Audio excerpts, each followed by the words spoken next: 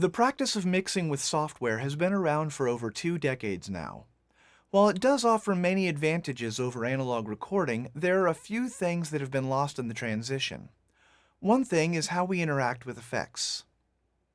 At grooveu, our Control Room A is a hybrid setup, which means you are able to combine both analog and digital recording techniques during your production.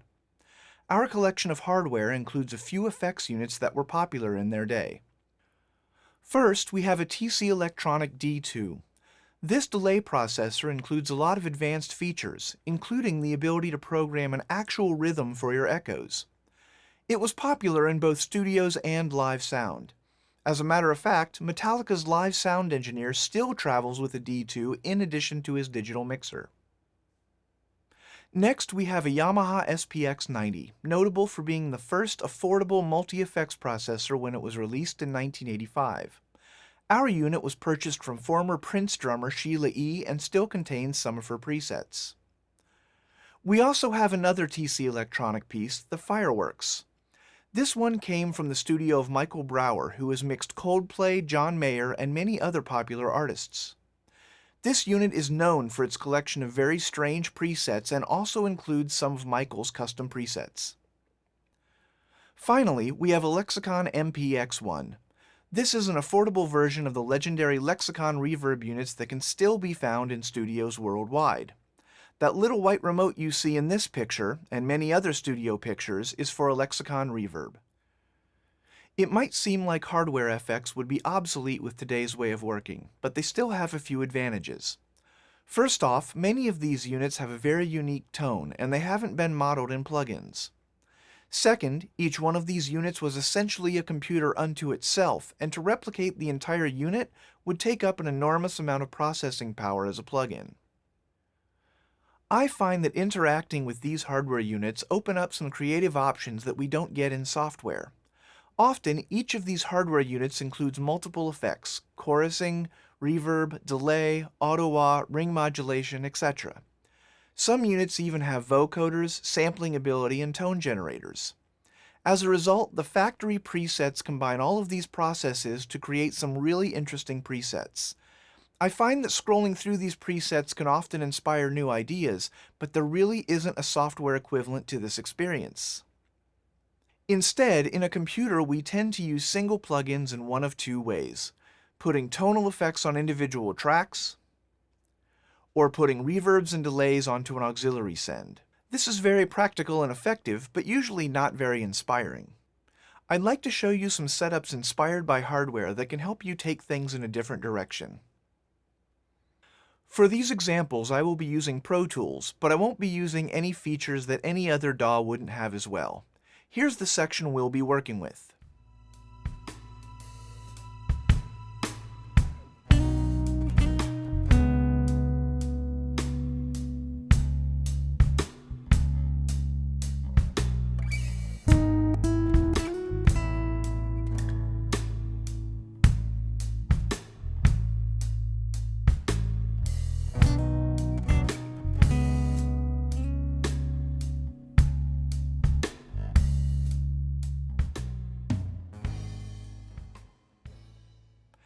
As you can hear, this track is at a slow tempo and has a lot of space.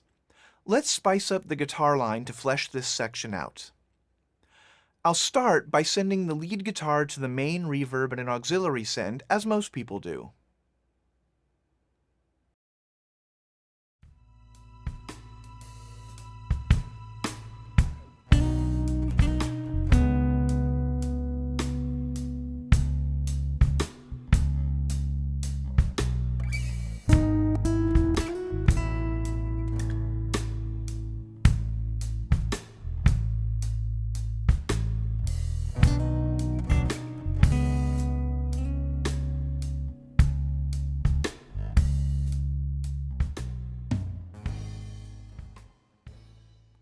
That gives us a nice sense of space, but I think we have room to do more. I'm going to create another mono send, but this time with a delay. The delay will be pretty short, it's just to add a little bit of dimension to the sound. This session was played to a click track, so I can use the sync feature to time the repetition to the tempo of the song. I like to use a very short note value and set it to a triplet represented here by 3. Of course, you can play with these settings to see what you like.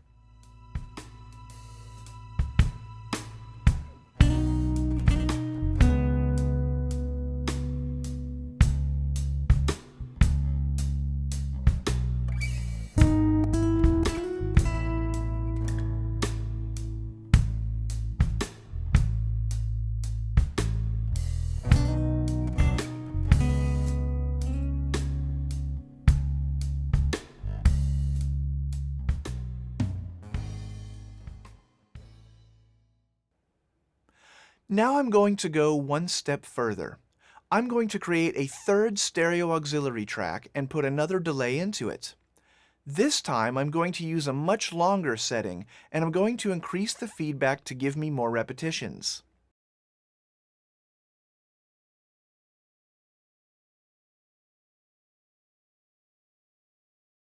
I'm going to turn this down a little bit so that it can serve as a background to the main line.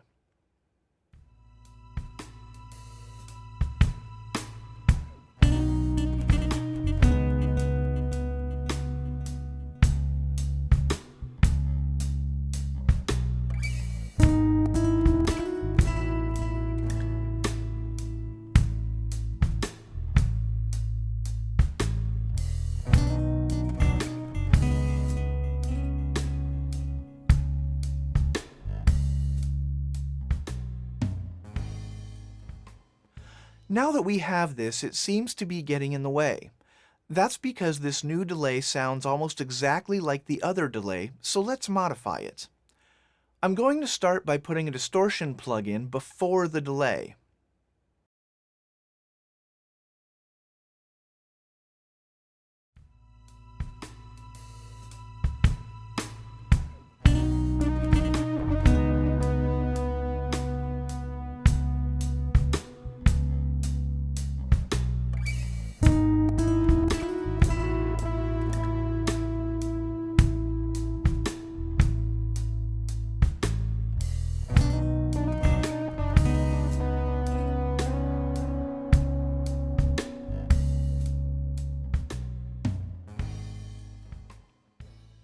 Ah, that muted tone fits in the track much better, but let's give it some motion to make it more interesting.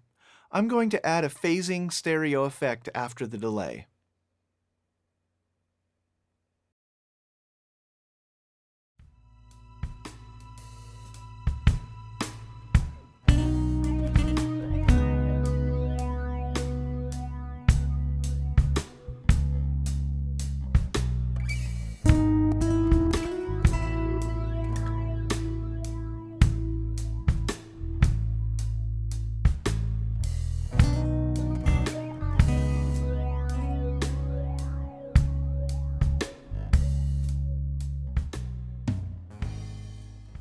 This new effect now gives us an interesting backdrop to the guitar, but it still gets in the way of the main line a little bit. Here's a cool trick to address that. I'm going to drop a compressor at the end of the chain. I'm going to use a moderate ratio, a fast attack, and a very slow release time, around 3 seconds. Now I'm going to set up what we call a side chain. A side chain is a feature that allows the compressor to react to something other than what the channel is on. We start by making a send off of the main guitar track. Let's call that side chain, and turning it up. Then we set the side chain input to the same send. This may also be called a key in your software. Then I need to click here to make sure that the compressor listens to the side chain. Now the compressor will react to the original guitar and turn down the delay when it's playing.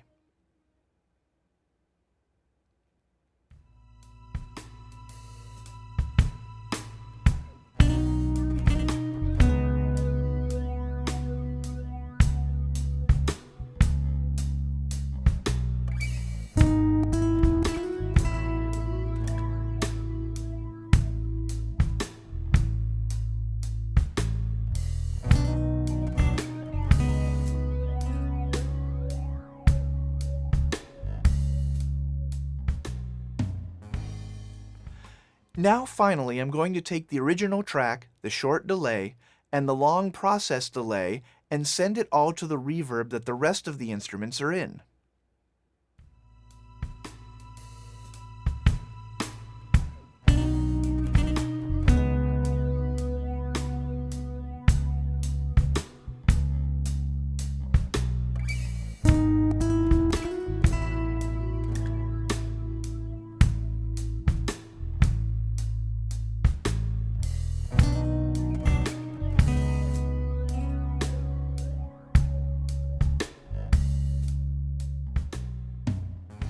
Now we have a far more interesting section with a lot going on.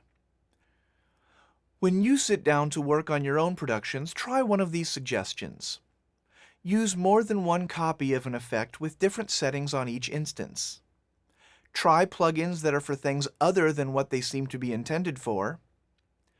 Pile on a few different effects to see how they interact. And don't forget that EQ and compression can be part of an effect too. I hope this video has given you some ideas for your own recordings.